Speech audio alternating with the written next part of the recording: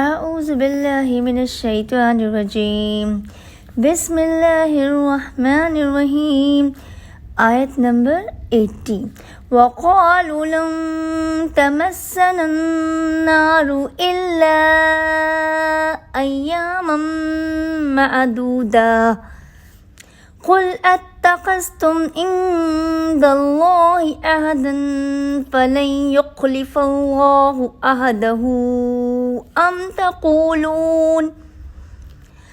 أَمْ تَقُولُونَ عَلَى اللَّهِ مَا لَا تَعْلَمُونَ. یہ لوگ کہتے ہیں کہ ہم تو صرف چند روز جہنم میں رہیں گے. ان سے کہو کہ کیا تمہارے پاس اللہ تعالیٰ کا کوئی پروانہ ہے؟ اگر ہے تو یقیناً اللہ تعالیٰ اپنے وعدے کا خلاف نہیں کرے گا. ہرگز نہیں، بلکہ تم تو اللہ کے ذمے وہ باتیں لگاتے ہو جنہیں تم نہیں جانتے.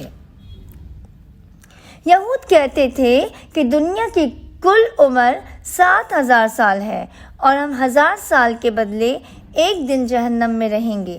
اس حساب سے صرف 7 دن جہنم میں رہیں گے. کچھ کہتے تھے کہ ہم نے 40 دن بچڑے کی عبادت کی تھی، 40 دن جہنم میں رہیں گے. اللہ تعالیٰ نے فرمایا کہ کیا تم نے اللہ سے عہد لیا ہے؟ یعنی یہ غلط کہتے ہیں، اللہ کے ساتھ اس قسم کا کوئی عہد و پیمان نہیں ہے.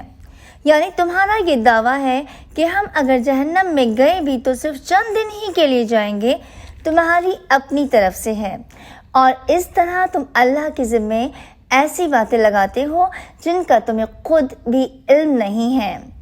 اور اللہ تعالیٰ اپنا وہ اصول بیان فرما رہا ہے جس کی روح سے قیامت والے دن اللہ تعالیٰ نیک و بد کو ان کی نیکی اور بدی کی جزا دے گا.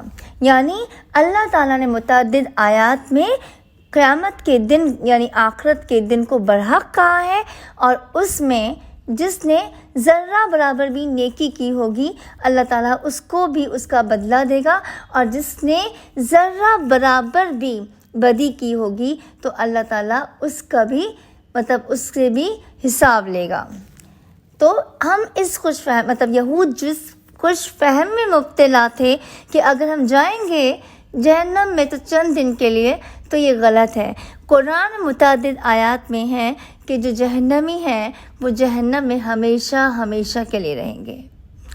اسی لیے ہم اپنا موازنہ کر کے دین کو اور دین یعنی قرآن کو سمجھیں، پڑھیں، سمجھیں اور اس پر عمل کریں. وآخر دعوانا الحمدللہ رب العالمین.